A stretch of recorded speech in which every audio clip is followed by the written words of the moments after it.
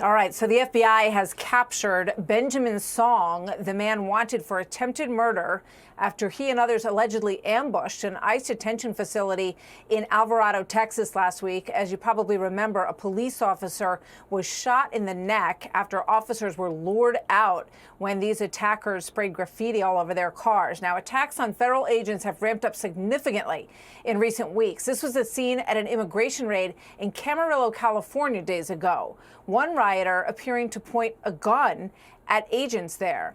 Now, DHS says this ICE employee had rocks thrown at them during another raid in California. The agency also posting this image of a postcard that was sent to a member of ICE after a doxing incident with the words, quote, "quit your job," and expletive ICE. So we are learning now that attacks are up against these agents by 830% year over year. That according to DHS. So we came here to Dallas for a rare sit down with some of these ICE agents, some new, some veterans, to hear firsthand from those on the front lines. I just want to thank you all for welcoming us here to the ICE headquarters in Dallas. It's great to be with all of you, and thank you for taking the time out of your day to speak with us. If you could just tell me, your first name, how long you've been with ICE. Let me start with you. My name is Daniel, and I've been with ICE a little under 2 years. How do you like it so far, Daniel? Oh, I love it. Good for you. Paul, you're the veteran in the group, right? Yes, I am. Once again, Paul, and I've been with ICE for about 15 years now. My name's Selena. I've been with ICE for about 2 years now. Love what I do, worked hard to get here. Andreas. First of all, thank you for having me. I've been with ICRO for approximately 9 years.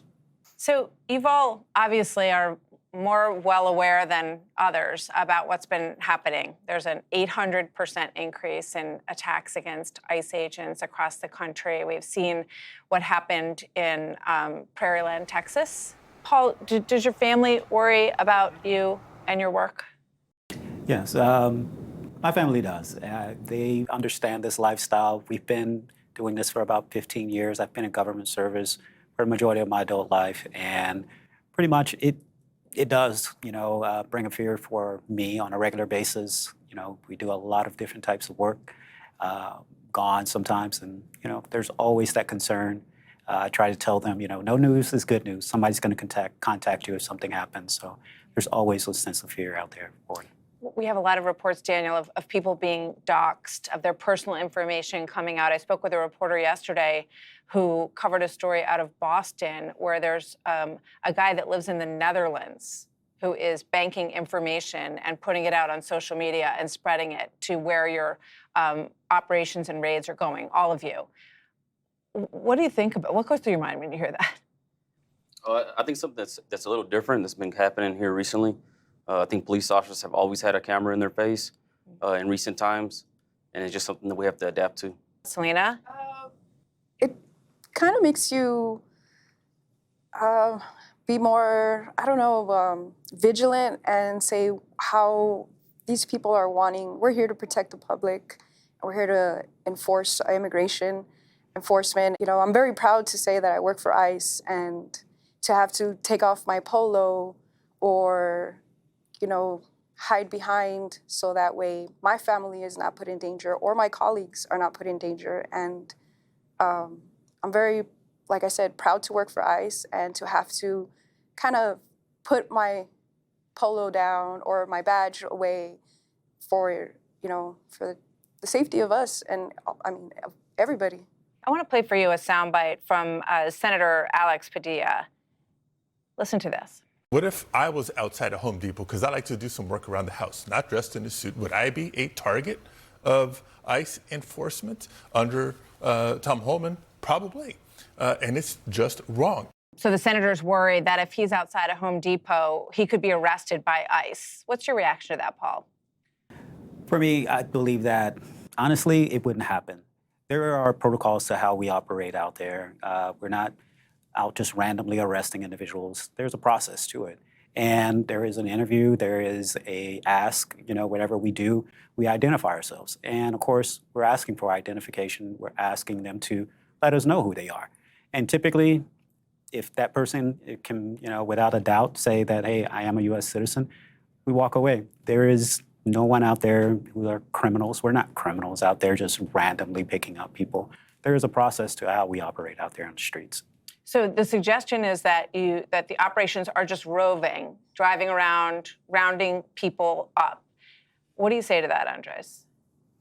I would say that's not accurate. We have our targets. We know who we're going to pick up, and we have our plan beforehand. We don't just go out there and look for anybody. We know who we're looking for. What do you think about Senator Padilla is also among some other lawmakers who believe that you should never be masked. We do see officers who are sometimes, agents who are sometimes wearing masks. Why are they wearing masks? And should there be, is there a good reason for that? What would you say to him? Because like you just mentioned, they're putting their information out there. I mean, you stated yourself that they're putting it out there to put our identity out there. And this is different from what's happened in the past. Like I said, police officers have always had cameras in their face in recent times, and this is being done intentionally, to put our information out there. It's not just our face. They're trying to get our information out there. It's a way of attacking the agency. There are officers here who have been attacked. There are officers who have families, and they are well known in their communities. And they operate in a way to whereas many people don't let their families, don't let other family members know, don't let their community know that they work for ICE. There is a sense of danger. The mask is a sense of security for them, and they feel as though, like, many of them own businesses. They do things outside of ICE. And it isn't the same world. It isn't something that, in a sense, right, we can be proud of our job, but people are not proud of us, and we are a target right now. Straight ahead, acting ICE Director Todd Lyons joins us, and more of my conversation with ICE agents who explain why they aren't seeing scenes like these at the border anymore. Hey, Sean Hannity here. Hey, click here to subscribe to Fox News YouTube page and catch our hottest interviews and most compelling analysis. You will not get it anywhere else.